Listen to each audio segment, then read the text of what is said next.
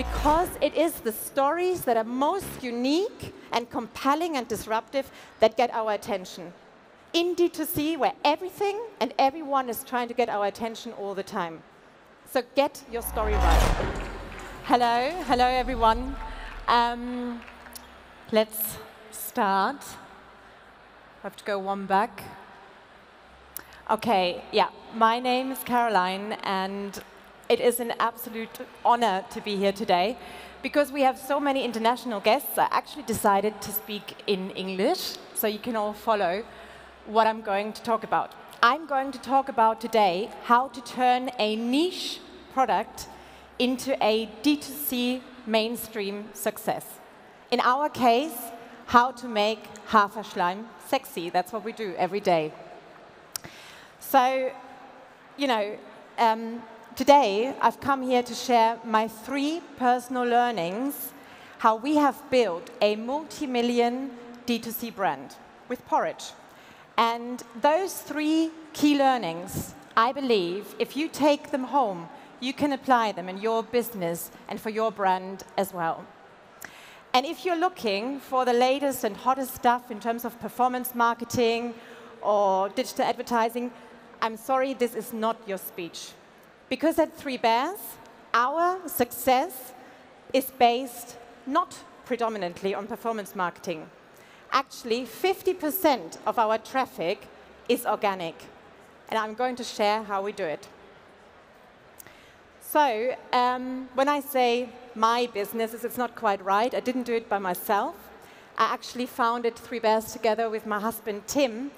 And I'm not standing only here to represent the 2 of us, but our entire team. And 7 years ago, we started 3BEARS in Germany, and you might be thinking, Porridge, really? In the home country of Brezen? But 7 years later, we're still here, so it couldn't have been too much of a mistake. But why? That's the big question, first of all, to answer. So why do we do what we do? And this goes back to a very personal story, to be honest. I'm originally from Bavaria, and I have grown up on a lot of white flour. And sadly, it never agreed with me. So as long as I can think, I had issues with my health, my gut. Today, you would call it IBS, Reizdarm. But back then, nobody really knew what it was. And it wasn't until I was 25 years and I lived in London and I discovered Porridge that I actually was healed. And this might sound so basic and banal, we would say in German, but something so simple. Oats added with water can actually have such a big impact on our health. And you in the audience, you might not have gut health issues, I don't know, but every one of us has a body and has a health. And seriously, this experience I had made me question what we put into our bodies. When we go into the supermarkets, 2/3 of what we can buy is still not good for us. And isn't this ridiculous? That the food we can shop makes us ill? So it was that I thought, you know, this is ridiculous. And there's something so amazing, like Porridge, completely underestimated, that made me make my own mixes, and everyone around me was like, this is really tasty, you should be doing something with this. And so we looked at the German market and realized there was a massive gap in the German market. People were looking for healthy eating, but they couldn't find anything that was tasty and healthy at the same time. So we started 3BEARS. And the vision that made us found 3BEARS is to improve the way we eat with the power of oats. And it is still this vision why we get up every day, Tim and myself and in our entire team, to do what we do. So, what do we do? When I started talking about Porridge, you might have had something like this in your head. A plain bowl of oats. Believe me, I have heard it many times. It's not the most exciting things. It's just oats and water, right?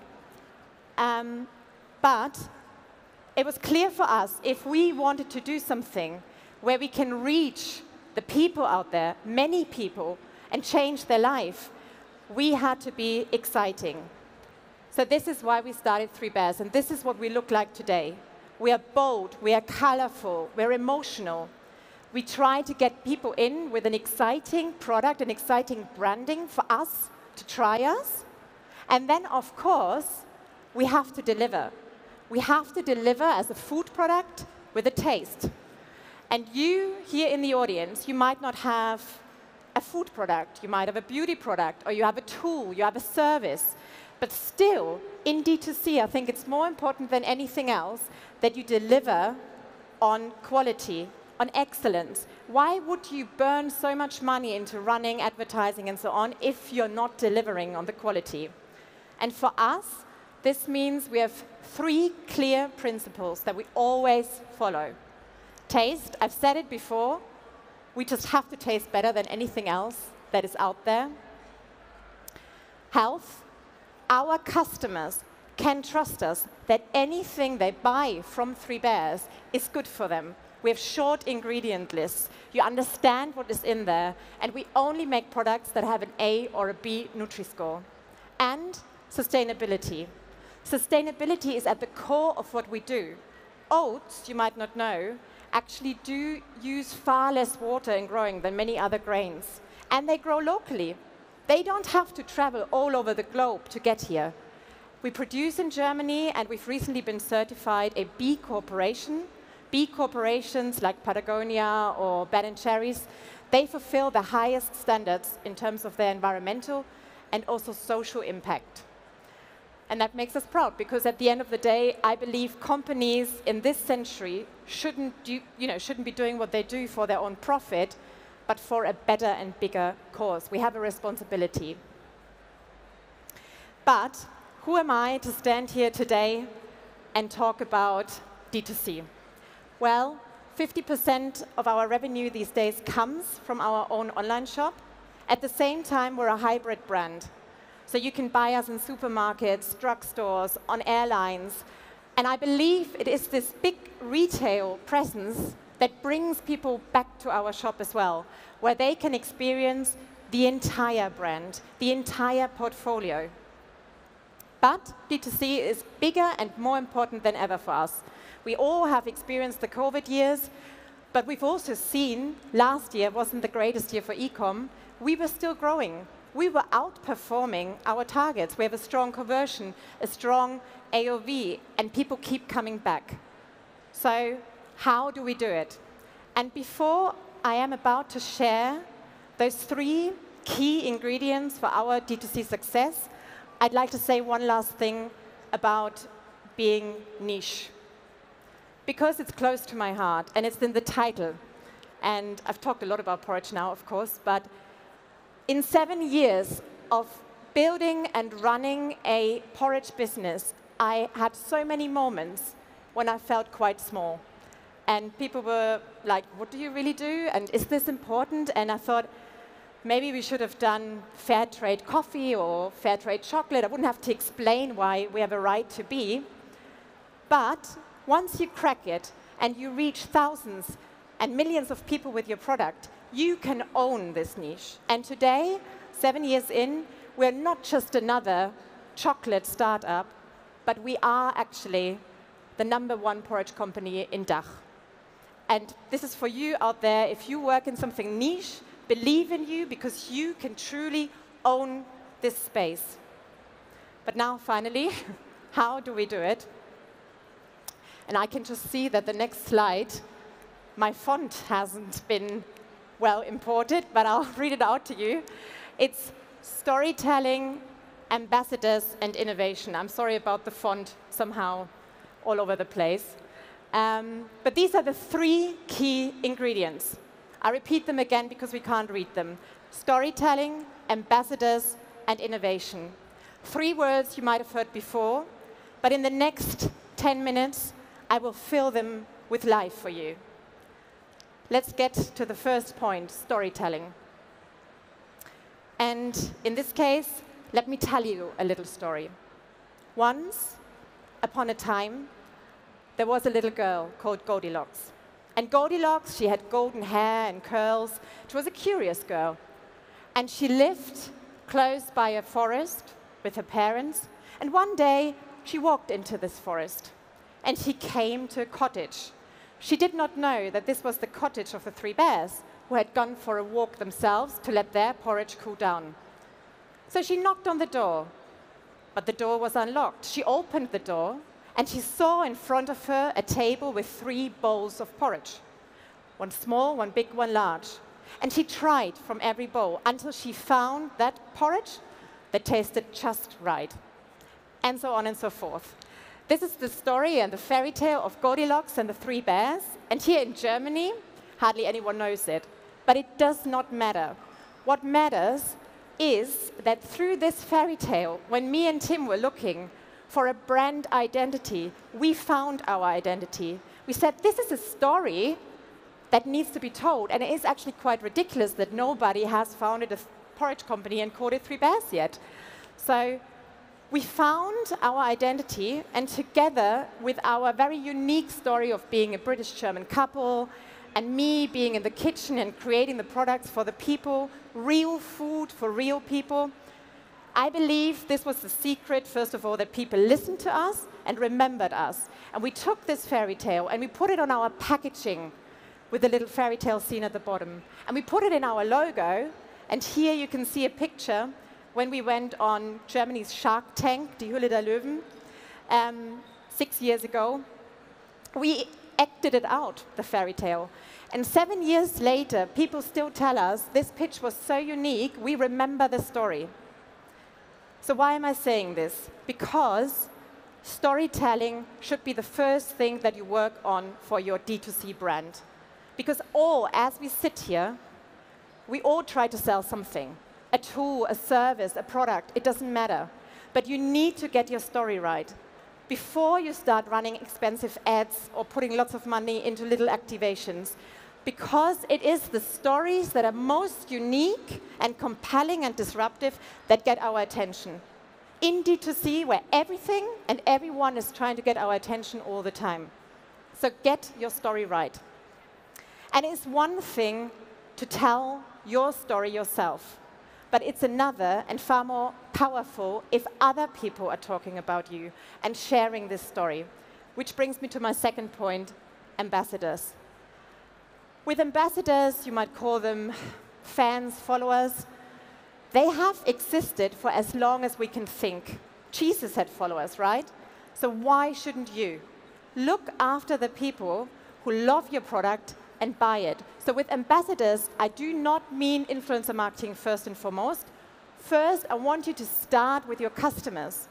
Look after the people who have bought your product, paid for it, and then loved it and want to talk about it. So create real ambassadors out of them. At 3BEARS, community marketing, community management is huge for us. We call them OTs, and we have a big newsletter following, huge social media presence, and we have a Facebook group which is very active with thousands of such fans who share their stories, their porridge love stories, how I shared mine with you before, every single day. There's people in this group that thank us because they lost weight. They thank us because their kids are finally eating something again. And it is those stories that make it worthwhile for us what we do. And what do we see? We see that they talk about us online, offline, they infect each other, and we have an amazing large share of organic traffic. This word of mouth is huge for us. And remember this, it is free. So if you get your story right and you look after your customers and create loyal customers out of them, you can get free traffic. And the second element of ambassadors is influencer marketing. Of course, we do it. It is extremely important because we have an emotional product, and the biggest criticism that we get is often still, it's just oats and water. I can do this. But if we have other people who get it, that it is so much more than this, and they eat it live with their community, and they try it in front of the camera, and their followers feel it, they believe it, because they're telling our story in such a vivid way, it works for us. So it is also with influencers, it doesn't matter if it's paid or unpaid, micro or macro, what matters is that they love the product. And I don't mean by this that we run this on gut feel. We look at a lot of KPIs if we want to work with somebody we really want to work with. But often, you can see in the performance of those influencers if they really loved it or if they just did it for the money. And last but not least, you have to keep things exciting, right? You've got your story, you've got now the people who talk about it, but if you don't give them new reasons to talk about you, they're going to forget about you. So this is why the third point, innovation, I believe, is another key pillar for your D2C success. Innovation was at the birth of 3BEARS. We wouldn't be here if we hadn't been very innovative.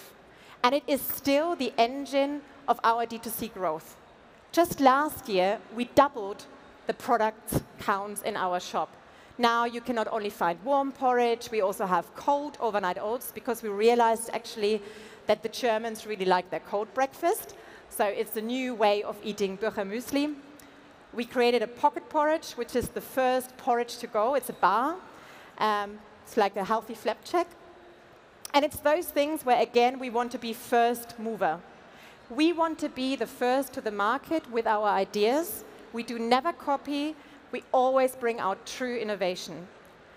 And why am I saying innovation? Because you might sit there and think, of course, innovation. Yeah, we're very innovative. But are you really? Is your innovation pipeline full? Or are you instead being distracted by all the D2C noise that we all have every day? Are you maybe testing already the 10th app to get your conversion that little bit higher, whilst you should be innovating? And I'm talking out of experience, because we at 3BEARS had times where we forgot to be innovative. It was in 2018, we just came off this massive Die Höhle der Löwen Shark Tank high we were on. There was only 10 of us, and I was the only one doing innovation. And I was busy with other things. I got pregnant as well, then I had to get out of the company earlier than I wanted. And we had, for half a year, no single innovation planned. And 2019, the year that followed, was our worst year in D2C. So I'm telling you, it is so important to keep things exciting. And we learn from it. We have a fail-fast innovation cycle now. We always have several ideas, projects, and innovations in the pipeline, because you cannot expect that every innovation will be successful. So let me summarize. The 3 key points that have really worked for 3BEARS in D2C are storytelling, ambassadors, and innovation. And I'm not saying that you should not try all the other things that are out there. The reason why we're all here today, right? We want to hear about new tools, and we want to experiment with new things. Super important. Do it. We do it. But what I'm trying to say is, do not forget your basics. Because here, with those 3 things that I shared today, you are in control. You don't depend on market prices. You don't depend on trends. You can own your story. You can look after your customers. And you can create your own innovation. It's yours to own. So before I go, I'd like to give you a few questions that you can ask yourself when you're back from this amazing conference at your desk. What is your story? Do you have to revisit it? Is it unique enough? Who should be talking about you? And are you looking after your customers? Are you clever enough to create true fans, repeat customers out of them? And what is your innovation? And is your innovation pipeline full? Thank you so much. Thank you. Thank you.